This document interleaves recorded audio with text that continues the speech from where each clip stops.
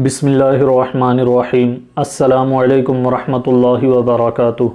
मोहतरम नाज़रीन, आज मैं आपके लिए बुखारी शरीफ की एक हदीस पाक लेकर आया हूँ, जिस हदीस पाक में हम उस शख्स के बारे में जानेंगे जो जन्नत में अल्लाह तबारक व ताला की बारगाह में अर्ज़ करेगा कि ऐ परवरदिगार, मैं खेती करना चाहता हूँ।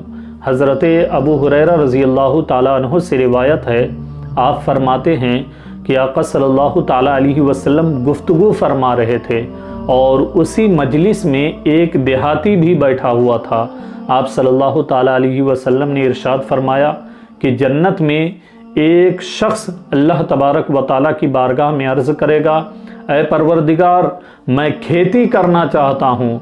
तो अल्लाह तबारक व ताला इरशाद फरमाएगा, ऐ मेरे बंदे, क्या तेरी तमाम दिली ख्वाहिशें पूरी नहीं हुई? क्या तेरी तमाम दिली मुरादें पूरी नहीं हुई? वो बंदा अर्ज़ करेगा, ऐ परवरदिगार, मेरी तमाम दिली मुरादें पूरी हो गई है, मगर फिर भी मैं खेती करना चाहता हूँ।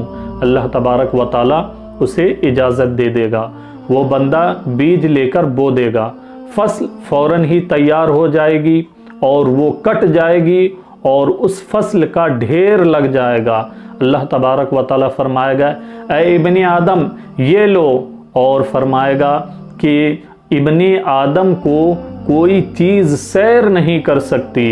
जब वो देहाती ये सुनता है तो कहने लगता है, अल्लाह की कसम, वो शख्स ज़रूर या तो कुरैशी होगा या अंसारी होगा, क्योंकि वही लोग खेती करते हैं, हम खेती नहीं करते। जब आप सल्लल्लाहु ताला अलैहि वसल्लम ने उस देहाती की बात सुनी, फ़वाहिकन नबी सल्लल्लाहु ताला अलैहि वसल्लम, तो आप सल्लल्लाहु ताला अलैहि वसल्लम मुस्कुरा पड़े। इस हदीस पाक से हमें चंद बातें सीखने को मिलती है।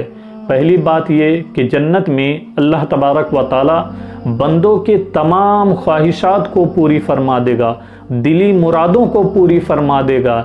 लेकिन जब बंदा कोई और ख्वाहिश करे तो उसे भी पूरी फरमा देगा।